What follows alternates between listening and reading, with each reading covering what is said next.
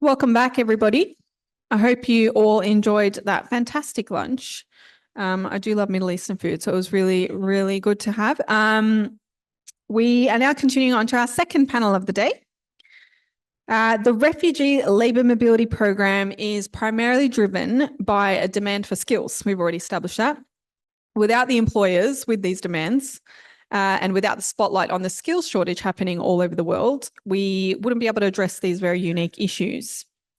And our next panel is focused on that. So thank you so much, Rabia.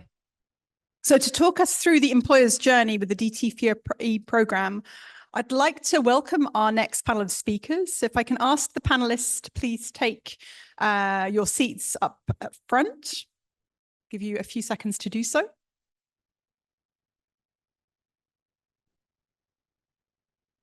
And indeed, a round of applause to all of them. Thank you so much. So for our panel today, we have Veronika Kastor-Petreslovka, and I hope I'm not butchering your name, Market Director for International Recruitment Accent Jobs Belgium. Thank you so much, Veronika. We have Anthony Catlow, International Regional Director at NHS Professionals. Thank you, Anthony. Jessica White, Head of Social Impact for EMEA and LATAM at LinkedIn. Thank you so much, Jessica. Stephanie Winnett, Head of Stakeholder Engagement at International Organization of Employers. Thank you, Stephanie. And last but certainly not least, Belen Zanzucci, Associate Policy Analyst at the Migration Policy Institute. Thank you so much, Belen. And our distinguished moderator this afternoon, incredibly pleased to welcome David Crawford, who is the partner at Fragment. David has served as an Australian diplomat and is a Canadian called barrister and solicitor. He's a founding member of Fragment's Australian practice, and prior to becoming managing partner in August 2012, Dr. David Crawford was a partner with Fragment in the United Kingdom. And sorry, I can barely see you through the trees, so I will do that. Dr. Crawford's focus is on skills and business management migration, and he provides policy advice on standards and procedures related to recruitment. He also provides Canadian immigration advice and assists businesses and high net worth investors and entrepreneurs on their families' immigration. So thank you. Round of applause again to everyone.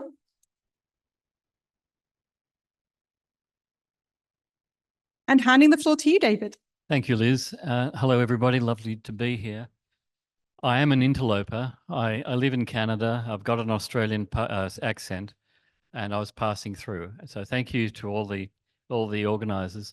Before we get going, I think everybody would like to hear a little bit about my colleagues with me, so I'll ask them to introduce themselves.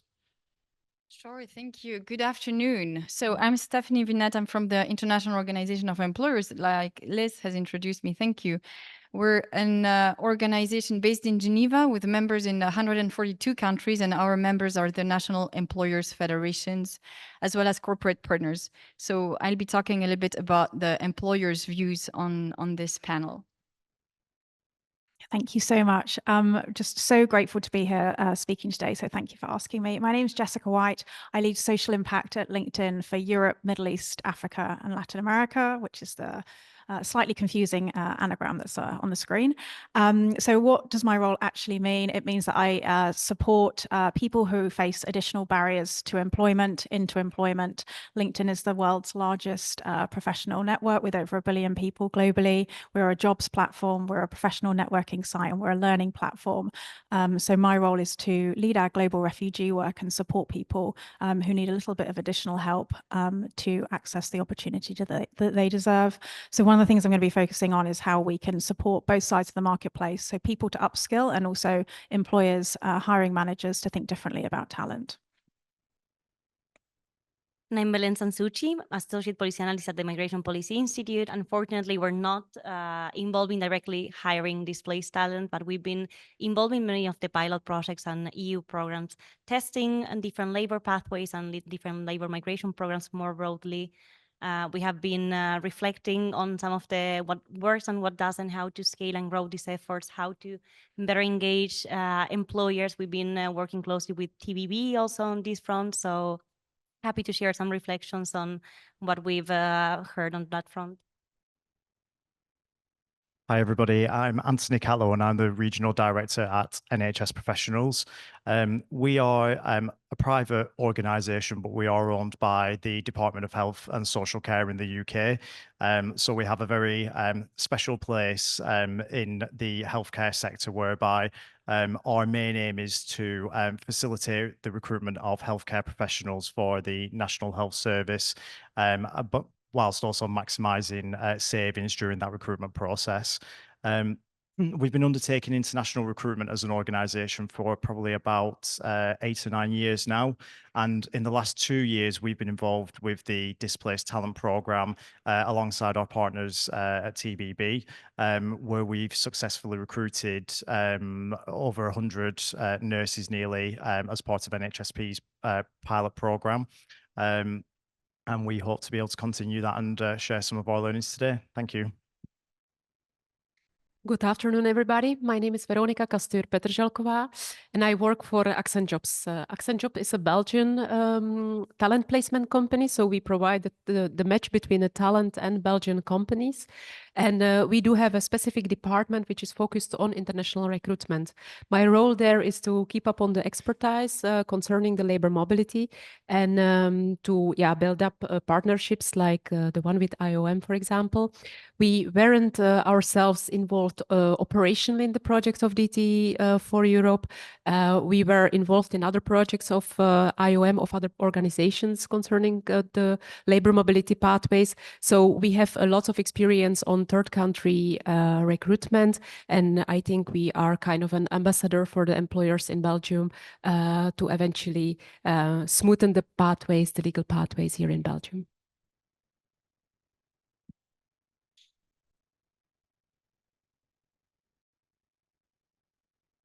Is this working? Yes. Thank you, Jessica. So before we get going, we're all fellow travellers here. We all have an interest in making labour mobility work. And there are any number of parts to this. It's a very complicated mechanism. There are host country dynamics, the refugees and displaced people themselves, the facilitators, the governments who need to create pathways or improve them, the settlement services that are needed. And then in addition to that, try and maintain some agency for the individuals themselves, so they've got some control. None of this will work unless we have employers prepared to recruit people. And it's not just about the recruitment, but the experience of them. Because to make this work, we not only have to have what Rob was saying was a pipeline of employers, but a pipeline of good stories to show that this is going to make a difference. And there is a logic that we all think is fantastic, and it's true, that there is a shortage of skilled labour around the world. And there are something like 130 million displaced people, amongst whom are extraordinary individuals. But because there is one problem and there's a solution, doesn't mean it all gets worked out naturally. There has to be considerable effort. And part of this session will be about exploring some of those thoughts and thinking about what we do for the future. So having said that, we might start just by asking a very obvious question, because we've got a very varied background by each of our panel participants today. And I'd like a few of them at least to share their story about how they got involved with the recruitment of displaced talent. And I might start with Anthony. Thanks, David. So as I mentioned, we have been undertaking international recruitment on behalf of the NHS for around about 8 years now. Most of our international recruitment from overseas was based in places like India, the Philippines, some European countries.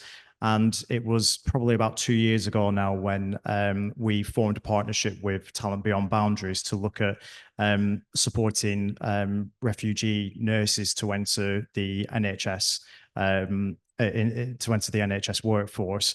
And for the NHS, and it comes back to what you were saying, David, about the demand for employers. There's always been, certainly for the last 10 years, a shortage of healthcare professionals in the UK, and but there was no demand for refugee nurses, simply because this just was not a pathway that was known to the NHS. So, but our NHS partners are telling us constantly, asking us, we recruit from the same places, we recruit from India, we recruit from the Philippines, we, you know, all of these countries, but we need to diversify our workforce. We can't just keep recruiting from the same areas. It's not representative of the populations of the UK. So when TBB and NHSP formed this relationship, that was one of the kind of steering objectives, really, is to diversify the workforce. So it kind of hit that target, really, in terms of not just looking at the same countries over and over again and picking the same talent, but actually diversifying that talent range. And since then, and I know TBB had some pilots prior to NHS professionals, but the pilots have worked so well that they are well known throughout the whole of the NHS, and not just the NHS in England.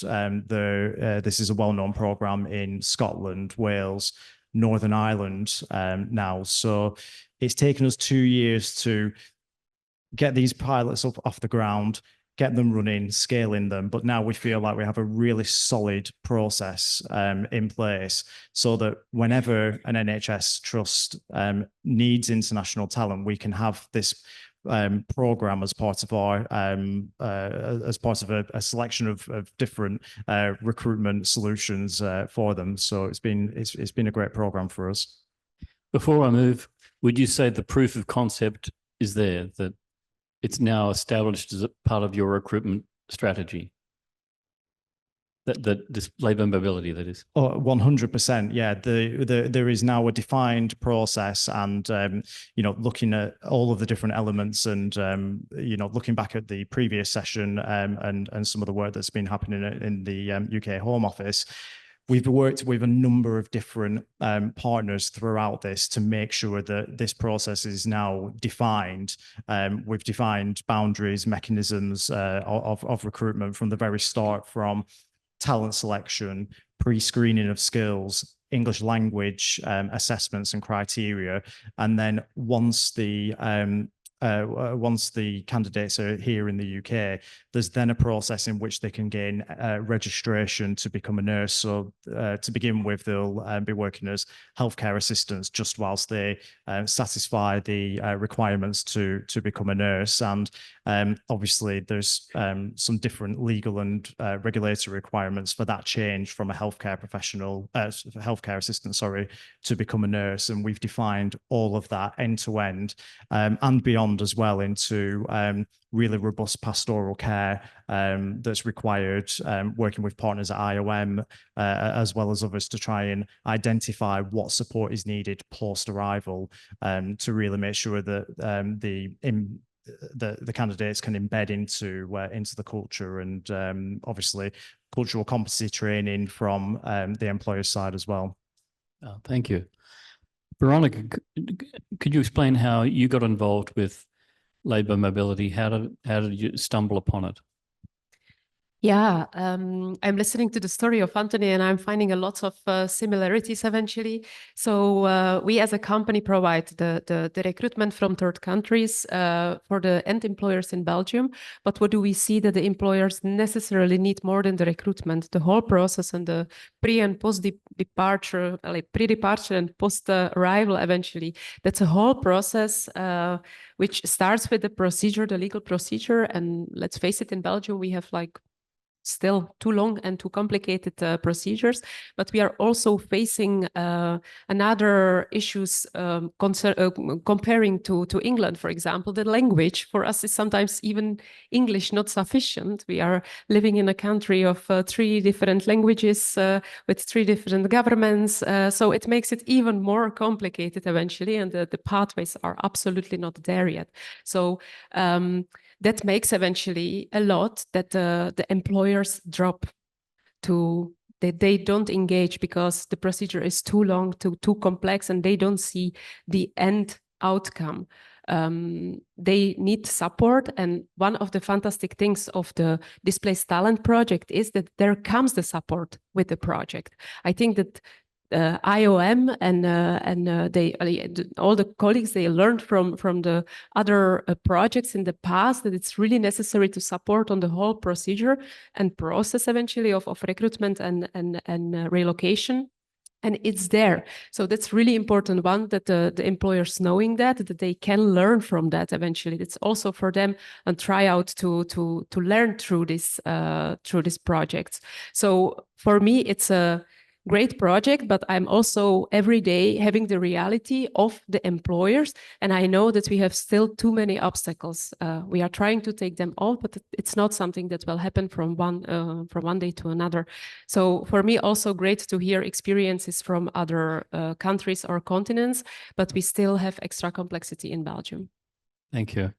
And Baylen, from a policy perspective, how did you come across this concept of labour mobility? David, so as I mentioned, we are not involved in directly hiring displaced talent, but our team has been involved in a lot of research and policy analysis on labor pathways. So my colleagues from the US have been working a lot with talent beyond boundaries, analyzing the different data that exist from surveys and focus groups with employers from Australia, the UK, Canada, and trying to understand what motivated these employers to engage in these different pathways that exist in the different countries. And what we've seen is that there are, of course, like different drivers of this motivation. So in some cases, it's economic, in some others, it's from a social perspective. So these pathways have, on the one side, offer a way to address some of the skill shortages that we see and to fill in some of the positions that have been hard to fill otherwise in some of these countries. And on the other side, they have also offered a way for these companies to give back, to support displaced talents, and also, as you, Anthony, was mentioning, to bring some more diversity into the workforce. But I think something that we also understood is that we cannot think of these employers or these personas as a monolithic, as a one single person. I think also motivations vary a lot within a single company because you have different staff members or in a small organization member, one person wearing different hats and lenses from the budget perspective, legal perspective, HR, project lead, who may all have different motivations and fears of engaging in a pathway like this. So I think that's also important to keep in mind because in some cases, these pathways may sound appealing, maybe from an HR perspective of bringing diversity into a workforce. But again, maybe project leads may be skeptical about whether the skills from displaced talent might be a good match or not, or how to best support them also. And also something that I wanted to mention that we have also seen is that in some cases, some specific jobs or sectors also seem to be a better fit for these type of pathways, because as we know, it's a very lengthy and also costly process. So you cannot promise maybe the employer that in 1 week, you will have somebody who have undergone all visa processes, security checks, credential recognition, and so on. So I think we have seen that there are specific sectors maybe and jobs where you have like continuous and regular shortages during the year that are maybe better placed for or better motivated also like to participate in these pathways. Yeah, I can tell you from my own experience, the two questions from employers is how long will it take and how much will it cost? And if you can't answer those questions in a way that accepts them, it's going to go nowhere. And in the Canadian context, the initial EMPP, the policy that exists, was exceeding 9 months for a company to recruit somebody. And for most people, that's just way too long. It's now down to 6 months maximum. Minimum is maybe 4 or 5.5 months, but that's in a time frame that works. And so as a starting point, that was the way into a more robust and successful program. So I've got another question. I might start with you, Jessica. Given our commitments to the local labour market, we all, of course, need to recruit people within our own within our own cities and countries. How does this labour mobility initiative fit within what we're trying to do? Thank you. So I think it's really important to kind of ground ourselves, and I think we heard this in the previous panel, is thinking about the skills shortage and the fact that in many areas, many different countries, and in many different sectors, that isn't being met, and it hasn't been met for a long time. This isn't something that suddenly crept up on us. We've seen changes in sectors and industries that have been growing and growing and growing and growing. And I think some of these programs that have been set up and have been proving incredibly successful are because the demand got so great that there was a tipping point where structures were breaking because there wasn't the labour needed to fill the vacancies that were out there. One thing that LinkedIn has a lot of is data. With 1 billion members globally, we have the statistics behind a lot of these things. And what we can see is in certain countries, there are chronic shortages in certain industries or in certain organizations. And then we can also look at where those skills are in different bits of the world and see that actually, you know what, if you think about hiring from over here, you might be finding more of the talent that you're after. But I think the thing that needs to change to get those two things to marry up is an education piece, and educating, we've spoken about, going to certain places and starting English courses early or starting local language courses early. We also need to look at the other side of the coin here and think about recruiters and talent acquisition professionals and hiring managers.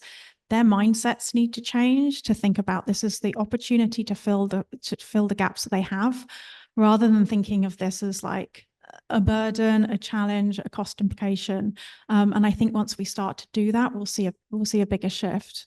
And one of the things we've done at LinkedIn, we run a hiring campaign for the past 2 years, really trying to educate our members and specifically targeting this at hiring managers and recruiters to get them to think differently about talent. We've also made changes to the LinkedIn platform itself, where I'm sure some of you have seen it, where you can actually add your skills to your profile. So under each job, you can say what skills you've learned there. We then talk to recruiters and say, this is a great new tool. You can actually find the skills that you have on a job profile and on your job description. You can list them. You can press go, however it works with the algorithm, and it will bring up a list of candidates that meet those requirements. So educating people and training them up, I think, is part of the process. And what we've done recently is we've done a training course specifically around the benefits of skills-based hiring. And we've released that free to anyone who wants to access it up until early November. So I will be sharing it on my profile after this. So if anybody wants to dive into that or share it with your networks as well, please do. I think the more people that we get educated about how they can think differently about talent, I think we can start to shift the dial.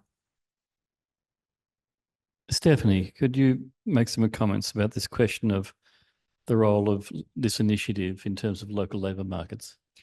Sure, and maybe I can echo a little bit what Jessica was saying and provide some facts and the reality in which employers live in their own labour markets.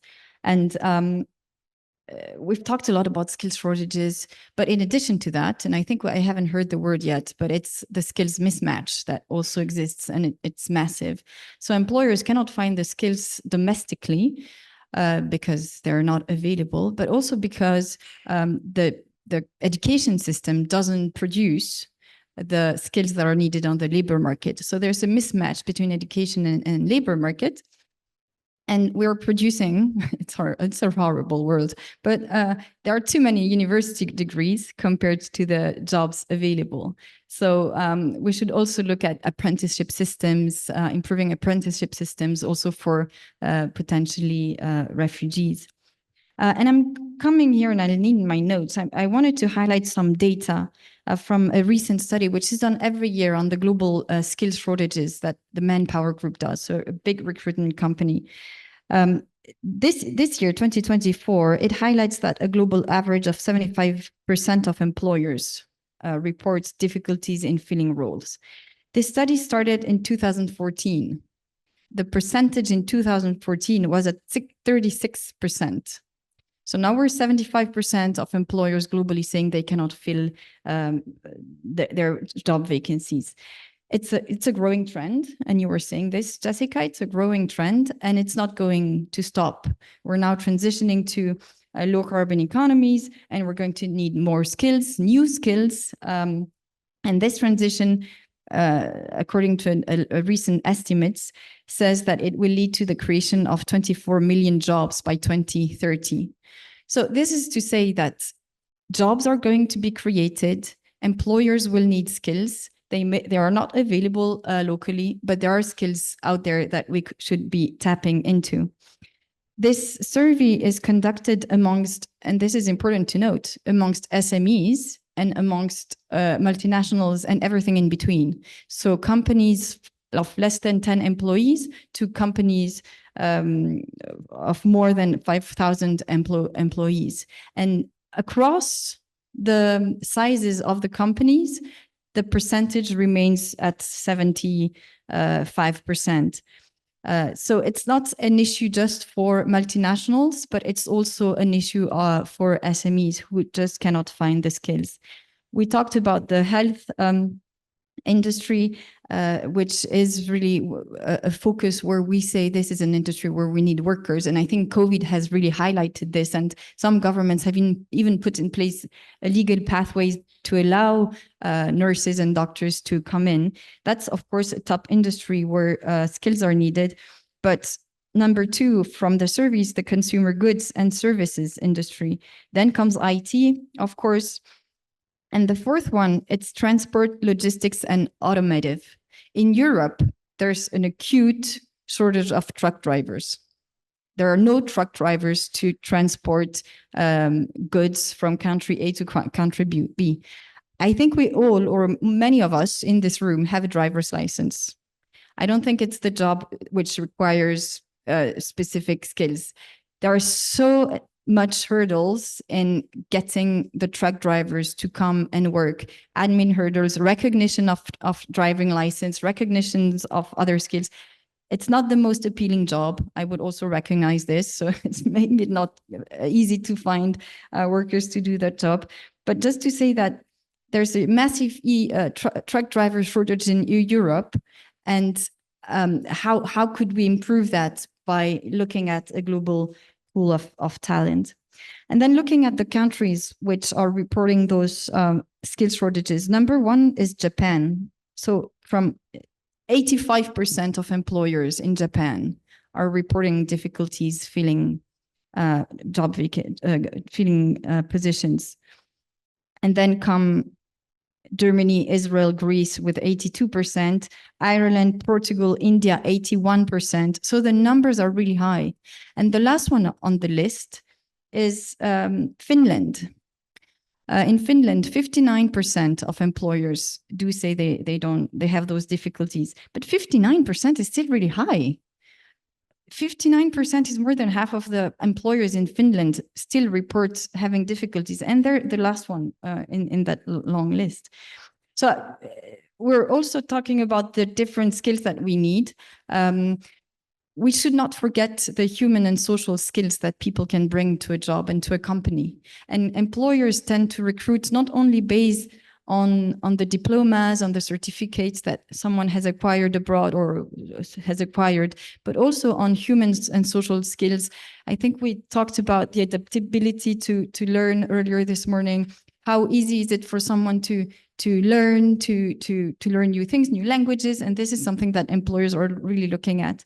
So there are many solutions to filling these skill shortages, and with migration will not solve this whole puzzle.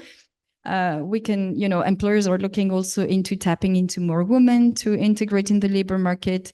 We're also looking at the gray gold, as we call it. So the older people who could be integrated. Once you're above 50, it's maybe harder to find employment, but we need to make sure that we integrate also the gray gold into our... It's a good initiative. It's a very...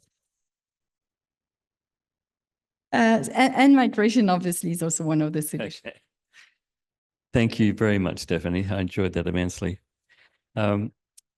Veronica, notwithstanding the challenges you were talking about earlier, could you talk a little bit about the particular benefits? I know that Stephanie's touched on them, but the benefits in recruiting displaced talent. Can you repeat, David? The benefits. What do you see as the benefits of recruiting displaced people through labour mobility? Yes, okay. I will just a little bit pick up on the previous discussion. So I will say it again: scarcity and shortage, and we know it. We know it. I think we also, for sure, in Europe, I think it needs to be put it in place, because we truly have not the best economical shape at the moment in Europe. That's a fact.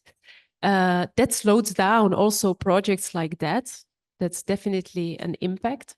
On the other side, this morning on the news, I heard the prediction is for next year to grow on the economy. So I think now it's the moment to start to invest eventually also in recruitment.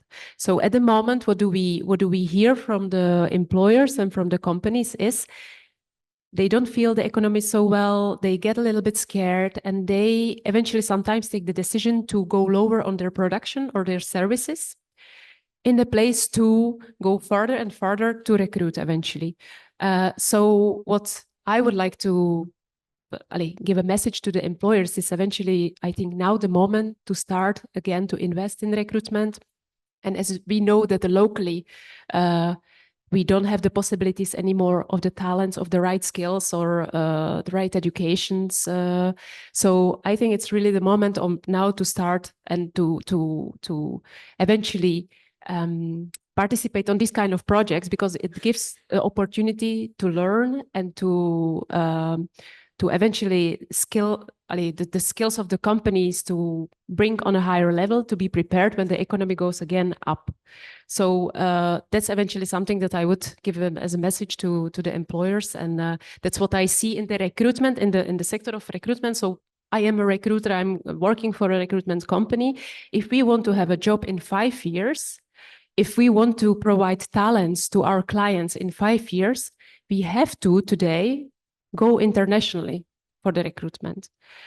So it's also on us to be involved in these kind of projects. But I think it's not only for recruitment companies, but it's a message for the companies self eventually. I draw upon what Rob said earlier, that employers, for all sorts of reasons, will be uncomfortable. They don't like this idea of a new regulatory arrangement with an immigration function. They are hesitant about people coming in whose background they don't understand necessarily or know. They wonder if the people are going to leave them 2 weeks after arriving. And it's that sort of human nature inertia to not do what we're not familiar with that will remain a barrier, I would suggest. And so the sort of thing you're talking about is going to be a significant issue for us to overcome, in my view.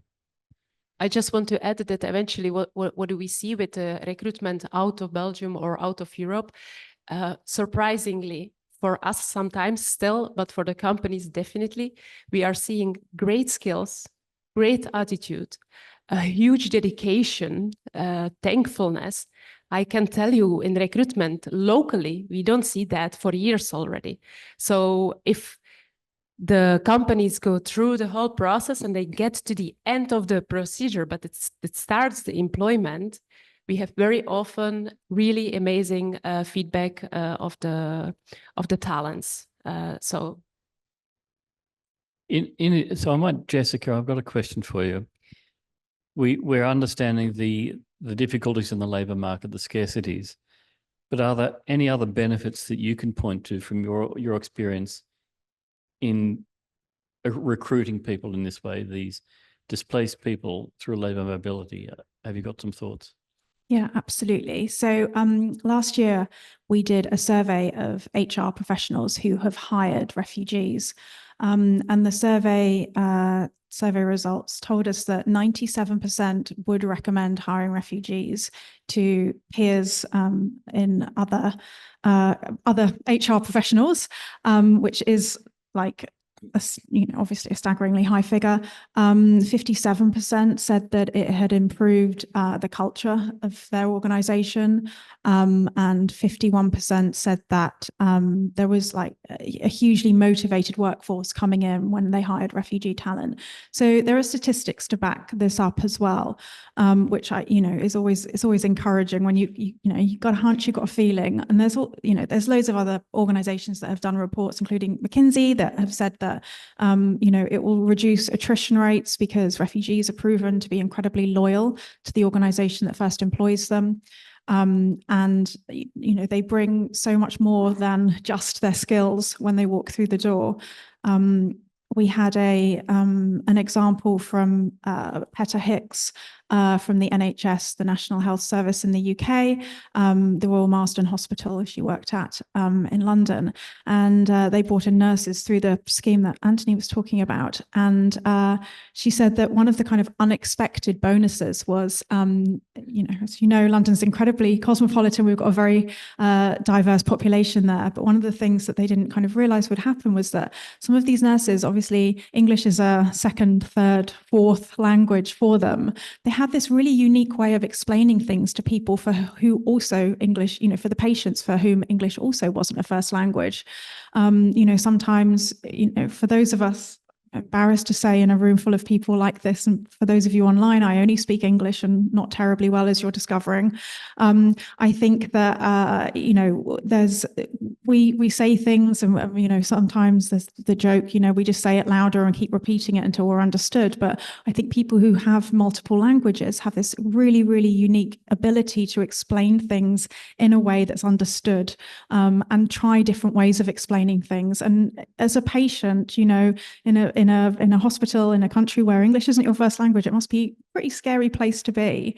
But they brought with them this incredible ability to communicate. It was just something that was unexpected, but a really, really powerful example of how thinking differently about talent can help to have a lot improved outcomes for a lot of people.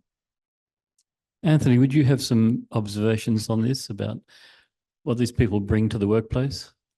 Yeah, absolutely. And I know Peter as well. And she's this is the exact type of benefit that refugees can bring to the workplace. And this isn't just for the NHS and healthcare. If you think about the populations of every country, they are becoming more and more diverse.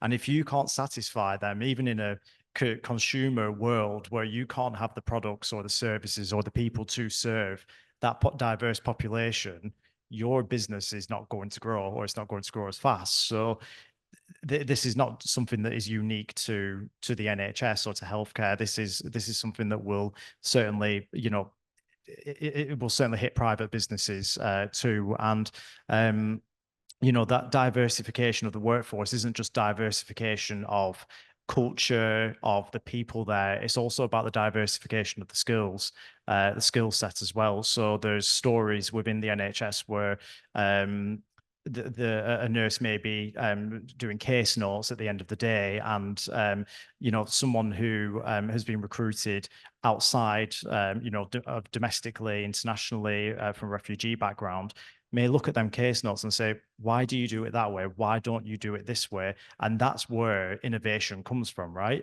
That's where these things happen, because you've got that diverse workforce who question, challenge the status quo, and then you can start to learn from them and start to implement some of these changes. So it's not just about the culture; it's about the absolute skills that are brought as well, and some of the softer skills too. The interaction with patients. And even if you're a refugee nurse and you're treating a patient whose first language is in English, but maybe they're not from the same country as you can still probably communicate with them better than a domestically trained nurse, because you've understood that same problem, and you have that same solution with how to communicate with someone whose first language isn't English. So there's just so many different benefits, not just for the NHS, but for the private sector too, I think.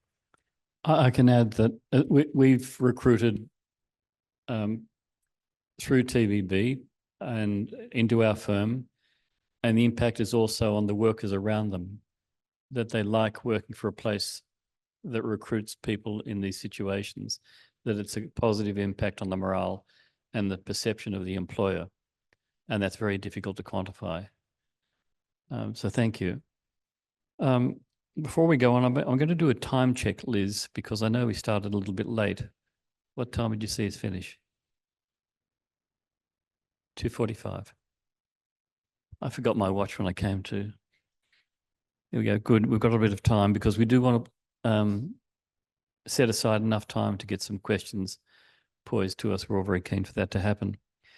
So Stephanie, we've spoken about some of these things, and Veronica's spoken about some of the hurdles for employers here. What, in your view, can be done to make these pathways more user-friendly? I think we shouldn't be reinventing the wheel, and Gemma has been talking about this morning in the panel.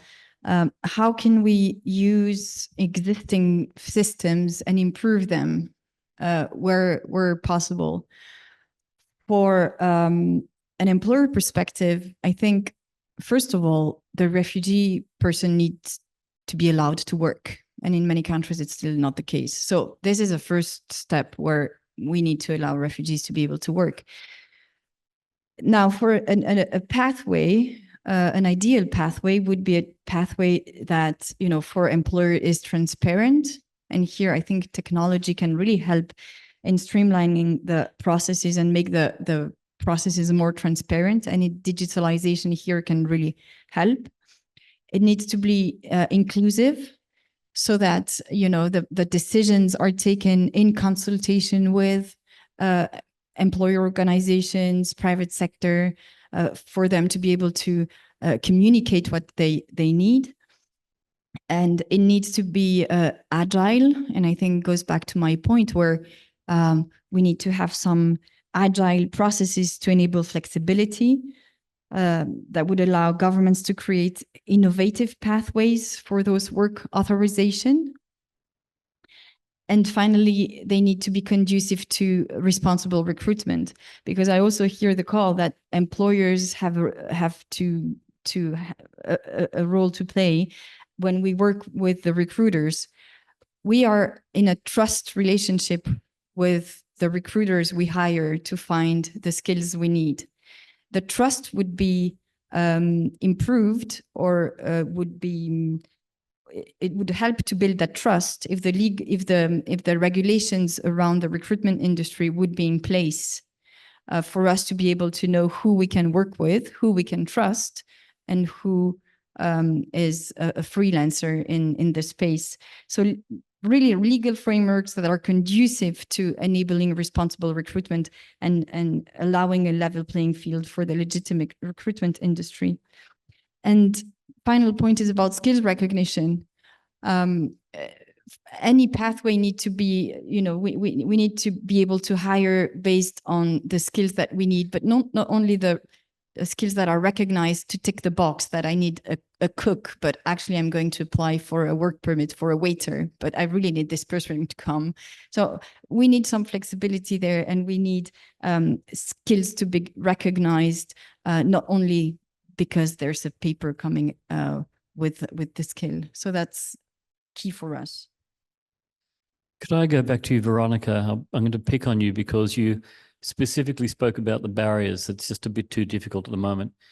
If you had a magic wand, the wand, what would you say can be done to simplify the process for employers to make it work much better? What could be changed?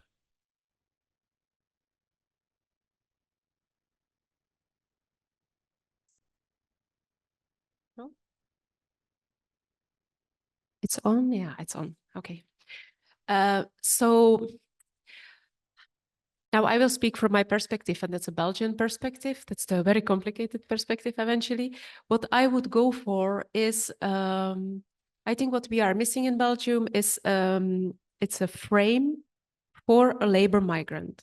Now, listen, I find the idea of the project. So you change somebody's life by changing the social status eventually from an asylum seeker to labor migrant. I find it a genius idea.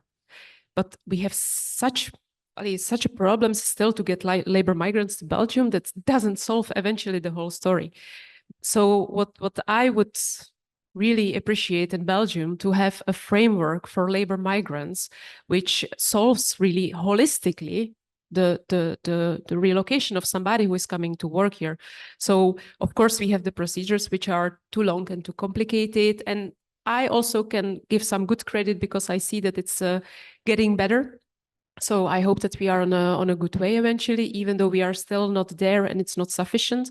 But I think there are so many things that around that needs to be solved, and that again discouraging the employers eventually to step into the projects. Is an example is housing. We have a huge lack on affordable housing in Belgium, not only for labor migrants obviously, but also for other social groups and the society. But yeah, you cannot do migration without housing, and you cannot hire somebody if you cannot put the person in some place to live eventually. And also other things like the driving licenses, it's a nightmare. It's real nightmare. If you really, as you said, the logistics profile, the drivers in Europe, the scarcity is huge. And we didn't solve that in years. It's just almost impossible to hire somebody from out of Europe as a driver, professional driver. So there are so many things, not only the procedure, because we are busy there. And that's not, so I cannot do a magic and I cannot change it from one day to another.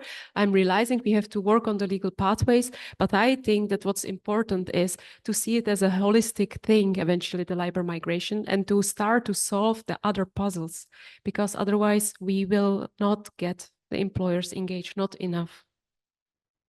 Thank you. And when we were talking ahead of this session, of course, about what we would talk about, and we spoke about the value and importance of storytelling.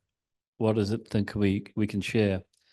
And so the question that I've got a few of my colleagues to address now is, how do we get more employers engaged with this initiative? How do we get them to try it out and see what it does for their businesses? And I'd start with Balin.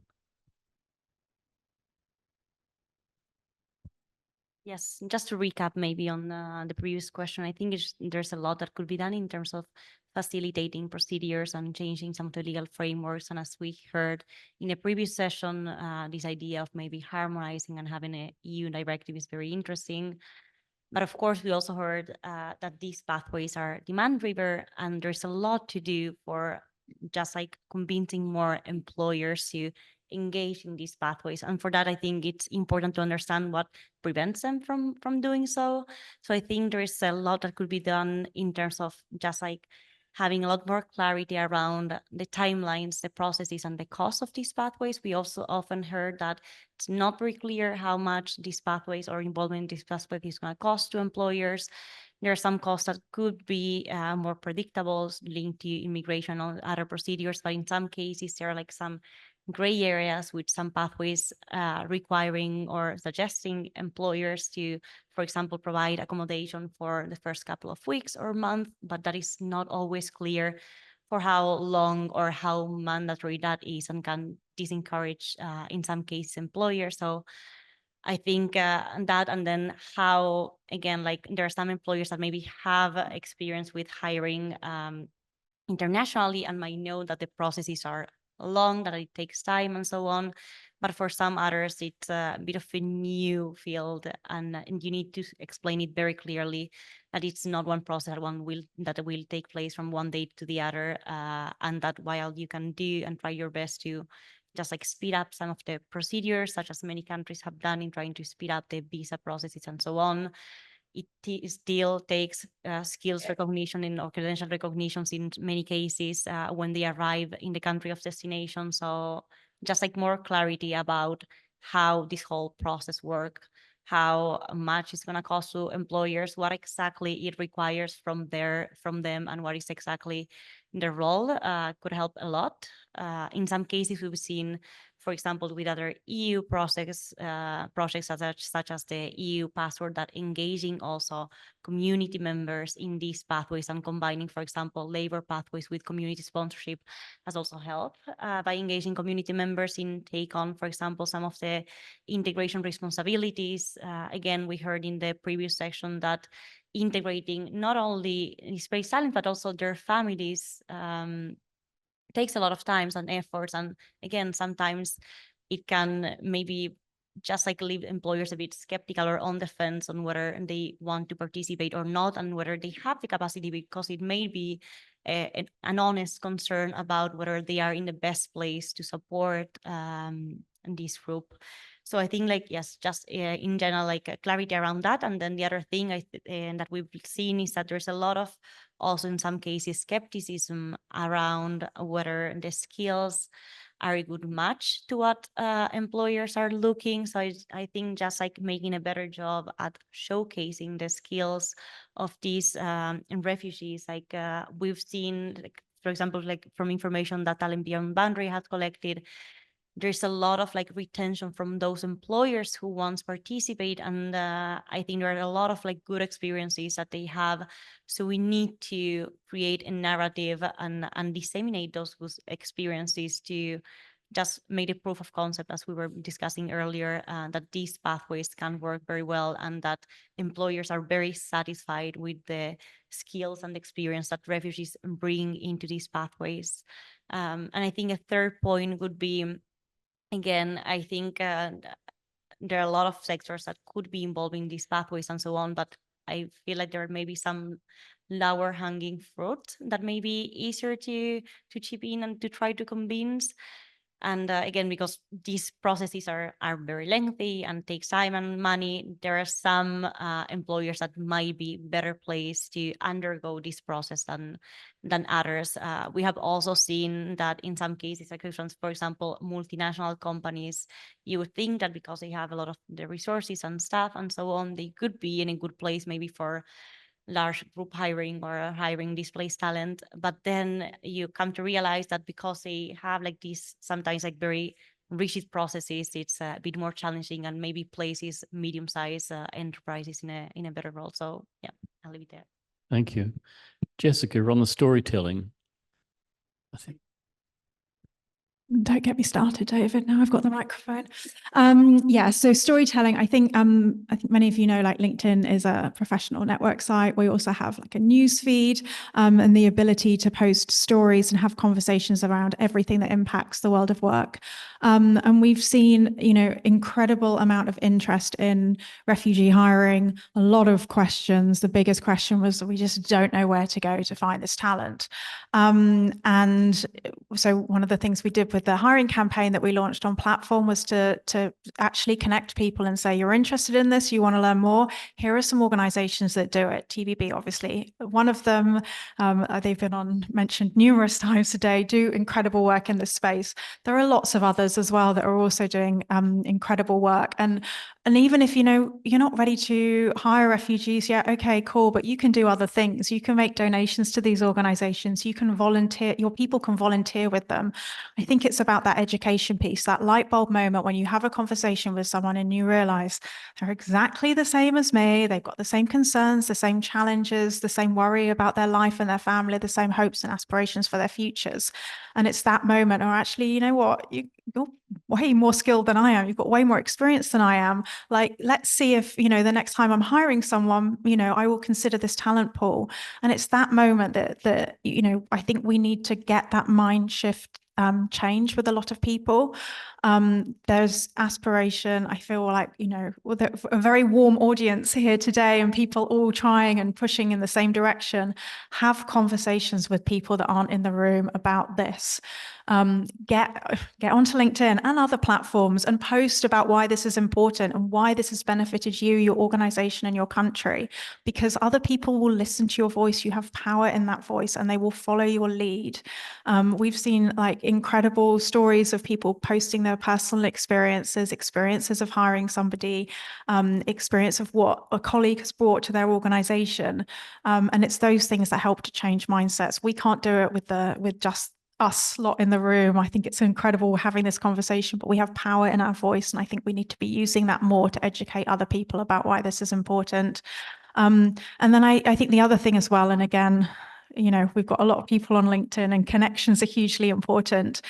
People are following you, people are listening to what you're saying. And it may not be that you're the person to hire somebody, but it may be that a connection that you can help to facilitate could be the next step to someone, you know, having a mindset change or changing careers and thinking differently about where they end up. I'll just leave one example on the table. We had our country manager in Ireland was a round table of Irish business leaders one evening, and she was sitting next to the head of the Irish Dublin port. So she was sitting next to this gentleman and she was having a conversation. He was like, look, Sharon, I've got a real problem with diversity at the port. Everyone is a man. And I need to change this. Like, this is like, it's hard. Like, it's hard to get people to think differently. Like, it's hard to get more women in. Like, she's like, yeah, you know, these things are challenging, but we need to work at it. 2 days later, she was at an event that my team were running. And she was talking to a woman, refugee, who was in Ireland from Ukraine. So she was asking her what she did and what her experience was. And she was helping her to update her LinkedIn profile. And she was from Odessa, which is obviously a very large port in Ukraine. And she worked at the Port Authority there. And Sharon was like, ding, ding, ding, I've got someone you need to talk to. There are connections. There are things, people that you can introduce people to, stories that you can tell that can really help to have that light bulb moment for other people. And once you have that light bulb moment, I think you start thinking very, very differently about the world in which we could be living in. Thanks. Sure. We spoke a lot. We spoke a lot about employers' reluctance, but maybe I can share a story about a small SME in Germany who, in 2016, when Merkel decided to bring all the refugees or to open the borders to refugees in Germany, he said, "Okay, let's now do my CSR exercise. I have this small company. I can do good for the refugees coming in. I commit as my small SME to hire 2% of my workforce from this refugee pool coming in." So he did. 2% of his workforce came in. It was costly for him. It was lengthy. He didn't have an admin backup support to do all the paperwork. So they managed.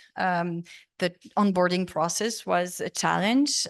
Some of them, after 3 months, had to go because their status has changed, and the refugee would just disappear or have to go. So he had to start again the process.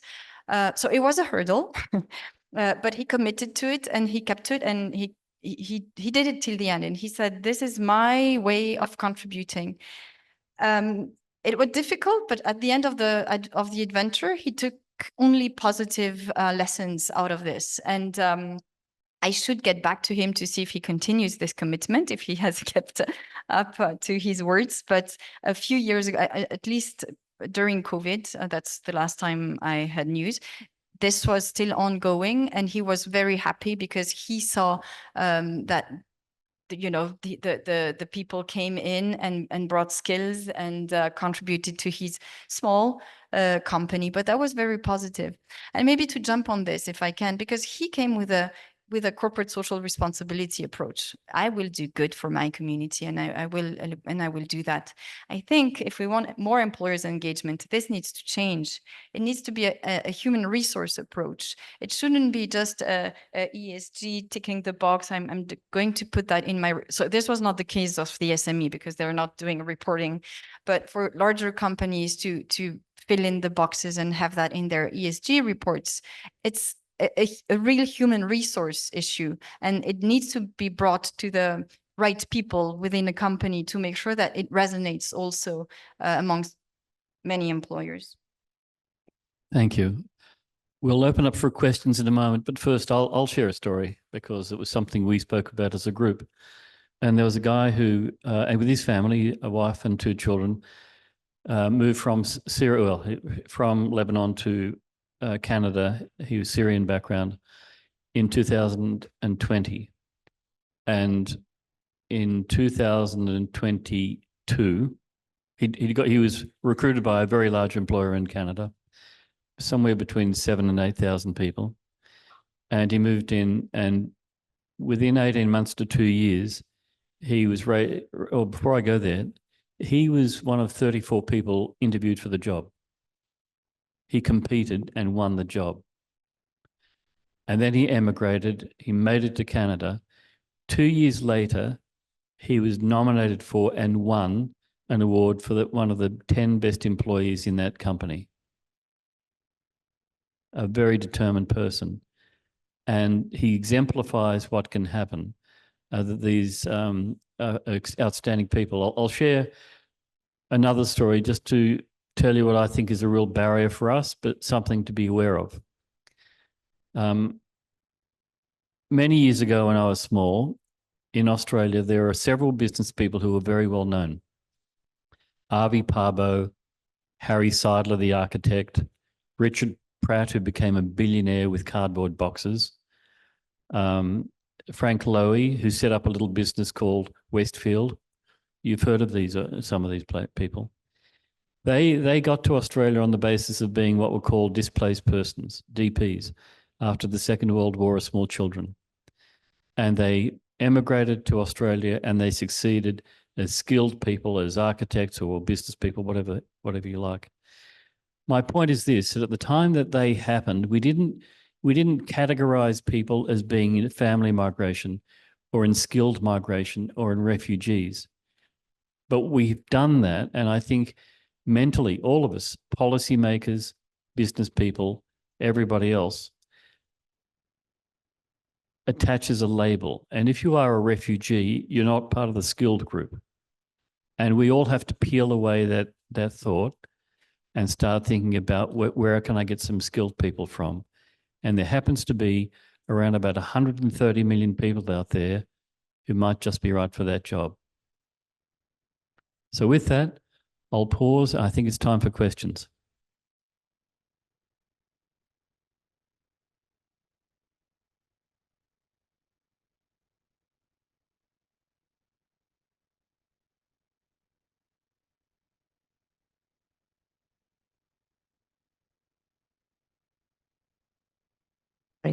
Hello, everyone. Thank you so very much for your insights and for all the elements you gave us. My name is Raphaël Thirion. I'm from France. I am an operating manager and head of the refugee expertise for the ADECO Group in France and Europe. And I would like, if you agree, just to build on what you were saying about how to attract, how to convince employers. Because, well, basically it is my day-to-day job, and all the challenges you mentioned, I meet them also. And thank you, Veronica, sorry, about the investment part at the beginning of your speech, because yes, it is time to invest, you know, and working with refugees is a worthy investment. And this is first thing first for them to understand.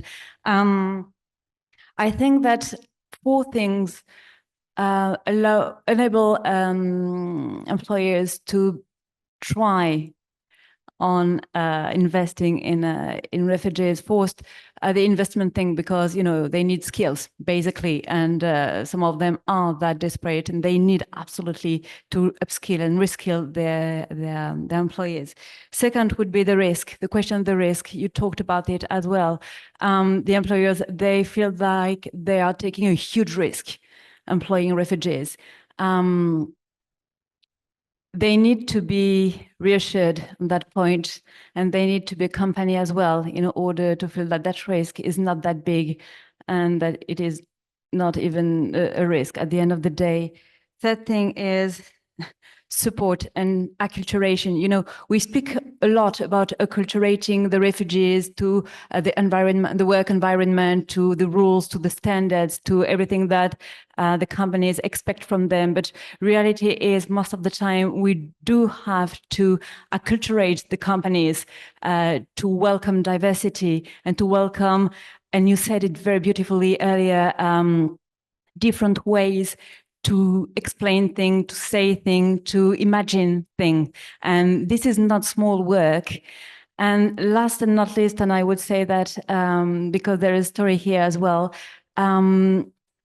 we need to show that these people, they are humans basically. And you know what? They know how to talk, they know how to think, they are able to learn. And what we do sometimes when a company hesitates to employ refugees because they are not used to it, because it's very new for them, because they have all these perceptions and biases, we say to them, okay, come and meet us. Come and see our cohorts, come and meet some of the people with refugee status that we train. And they meet with them for breakfast, for example. We organize, you know, a meetup or something. And at the end of the meetup, they're like, oh my God, but they talk. They can talk, they articulate, it is, and we're like, yeah, we know. What about we take the next step? And this is very important because we can come with, you know, pop on decks and methodologies and financial subsidies, aid points, whatever. At the end of the day, I find that the meeting between humans is what constitutes the real shifting point in the decision. Thank you for listening.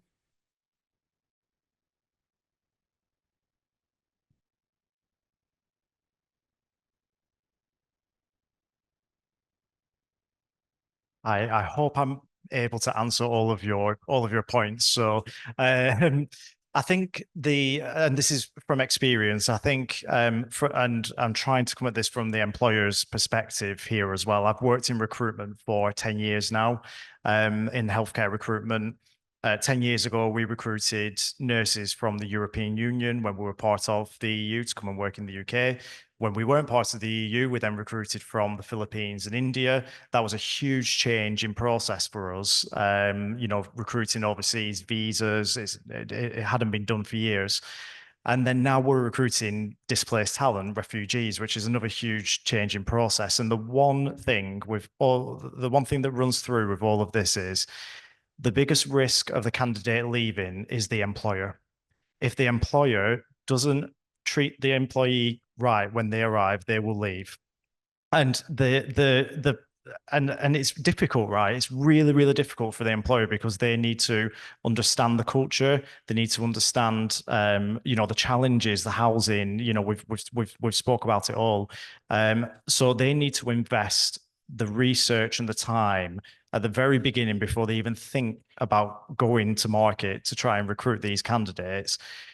But if they do that research, if they do the preparation work and they understand, you know, what's expected of them as an employer, and it's not much different to what you would expect from an employer. You know, if I'm in the UK and another employer wants to employ me, I'd expect certain, you know, certain things to be done. There's slightly more to recruiting refugees, of course, because, you know, they're coming from, you know, challenging backgrounds, but they are the main risk to them leaving. But one other thing to mention as well, that I was hoping to mention earlier on, was we talk about the cost of recruiting and how expensive it is to recruit, you know, displaced talent or internationally. The one thing that the NHS does, and it does very well, is that hospitals group together to do their recruitment. So we work with 10 or 11 or 15 hospitals at any one time to recruit nurses. They're all looking for the same skill set. But the cost savings, pooling together all of that resource, is huge. And I understand that's very different in the private sector, but it's not unheard of. Private companies, I'm thinking, you know, medium-sized, large-sized companies that are looking for IT professionals, even if they're competitors, if they come together and collaborate together, pool the resources, the savings can be huge. In the NHS, when hospitals work together, the savings can be up to 40%. That's how big it is when you look at one person doing the paperwork rather than every single individual hospital doing the paperwork, and one point of contact for the candidates. It's huge. So I think from the employer's perspective, there are innovations here, and we talk about housing. Imagine if you have I don't know, 10 employers from Brussels who are looking for 10 IT professionals, and they all club together and find a house of multiple occupancy where there's 10 bedrooms, and, you know, they all club together, cost savings there. It's book buying. It's these are the sorts of things that employers should think about. It's very different. It's a different way of thinking. It's collaboration, but collaboration is key. I hope that maybe answers some of your questions.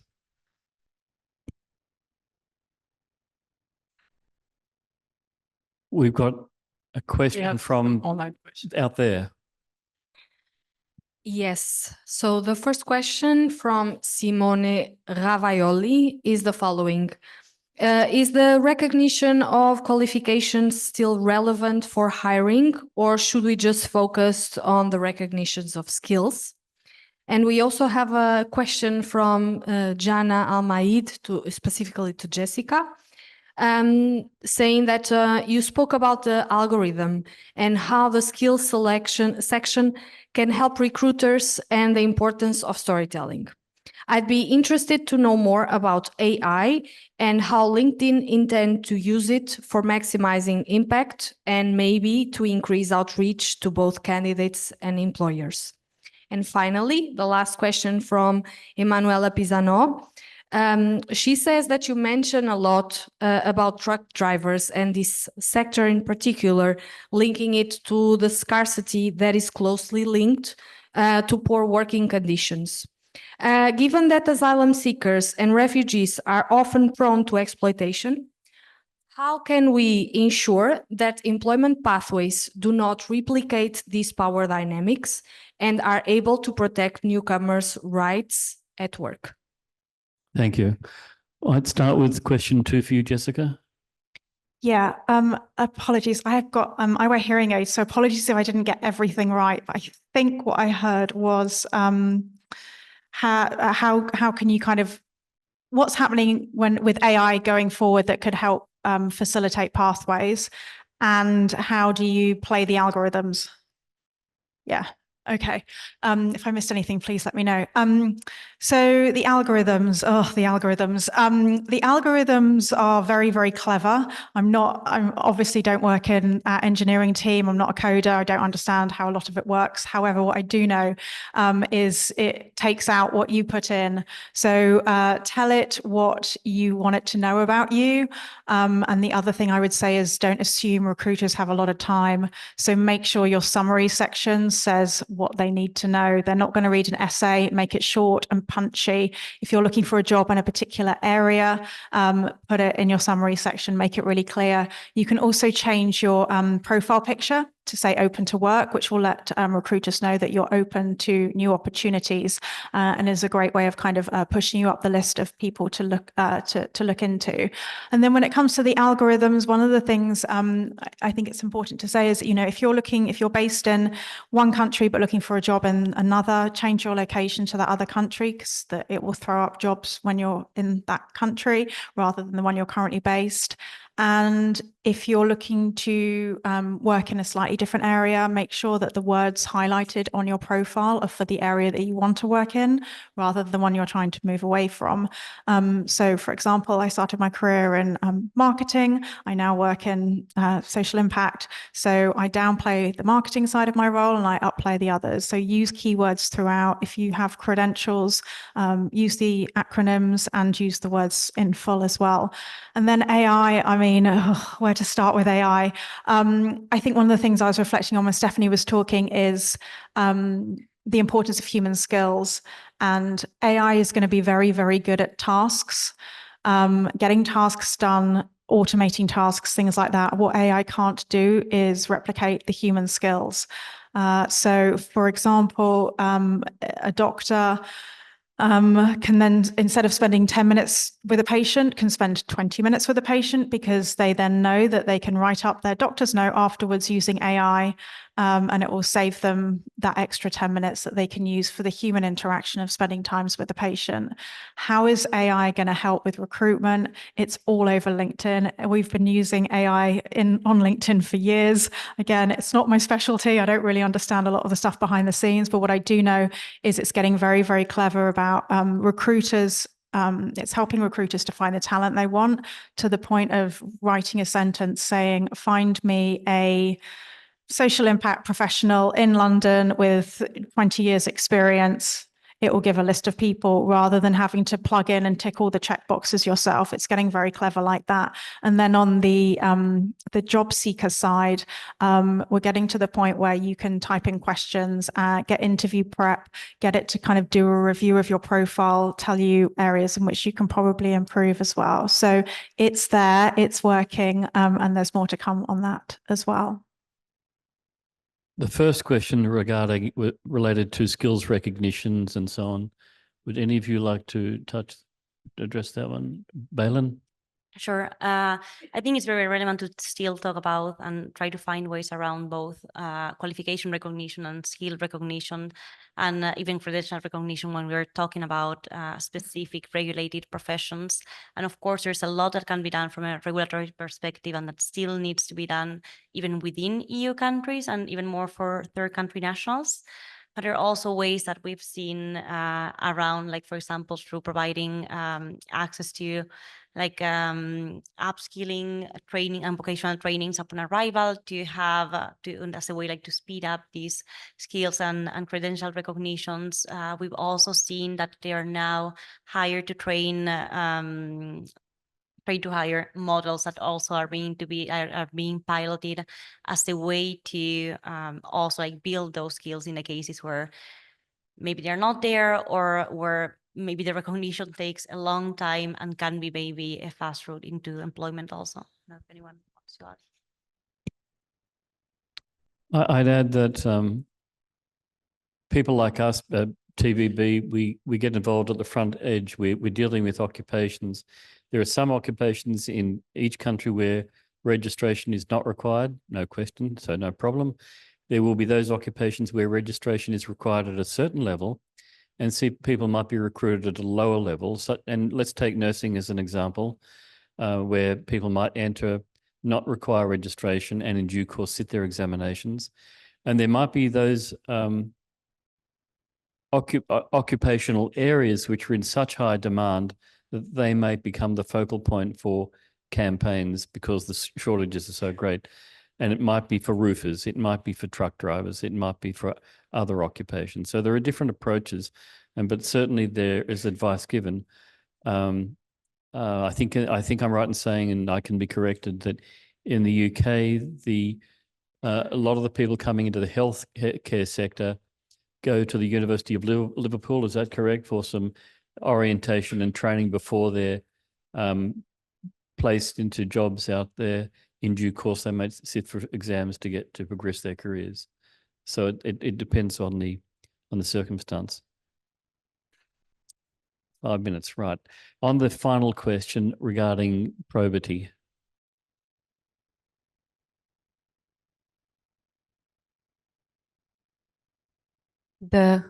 The last question was about the eventual misuse of the talents, as I understood well, the exploitation. So I think it's a very relevant question eventually. I think we definitely should foresee that in the process. And I'm really not worried about the projects like DT4E because it's very well taught and the employers are very well screened. But eventually in Belgium, also the procedure as we have it in place nowadays, it's so going into the details of the employment, and it's very strong on the employer, the check. Also nowadays it's being checked by on the financial side and so on, the employers, the way of paying the talents and stuff, it's all being checked before the single permit is eventually issued. Now, from my side, as speaking for the employers, we are not so happy that there are so many rules and it's slowing down a little bit of the procedure, but on the side of the talent, it makes sure that there is very much no space for exploitation eventually. And I think it's also the big reason eventually for that, because we had a huge case of exploitation of third country nationals in Belgium 2 years ago. So there's the reaction on that, and in order of the talent to not be misused, it's eventually a good measurement. On the other side, we are still having this kind of a weird situation, because on the other side, the keeper of the single permit, the talent is eventually completely dependent on the employer, because the single permit is for one employer and it's not possible to switch job just really easy. That one should be solved based on the recast of single permit directives on European level. In Belgium, we have the habit that it takes few years before it's really changed in the national law, but it should come. So also this dependency of the talent and the possibility to change a job should be way easier. So I think that at least here in Belgium, it's kind of really well looked for, that the talents are in a safe place if they come here to work. I don't have idea about other countries. So if you want to contribute on that.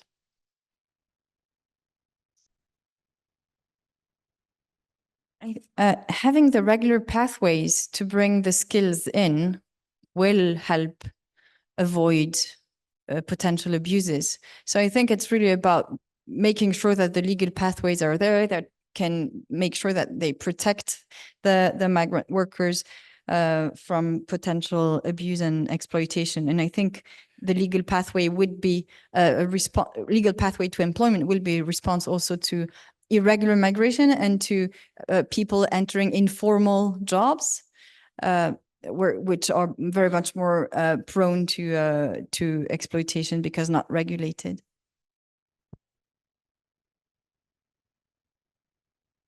If I'm not mistaken, I think we've run out of time. You've been very kind. We've appreciated the questions, but this is not over. This is work in progress. So there was discussion this morning that the end of a pilot doesn't mean the end of everything happening. And just yesterday, the task force, the global task force that Irvi leads, that met, discussed as one of its main work streams, private sector engagement. Because you all know that there's a difference in scale and size and need between a roofing company in Canada and a healthcare system in the United Kingdom, as opposed to a multinational company that wants to bring a rare form of green worker between several countries in a major international project. And so that level of need, the diversity of need, requires a level of sophistication. And we all who are involved in this project, at least with the private sector engagement, will start thinking about how we get the private sector engaged. And to the point very nicely made earlier about spreading the word, the storytelling, the more people realize that there is something to be done that can be achieved and the benefits, which are not just commercial, the more that it will be taken as being maybe it's a good idea. And then from that, it becomes mainstream. That will take time and effort, and it will take some thought, but I think it's achievable. And let's have an optimistic view about the future, because so much depends upon it.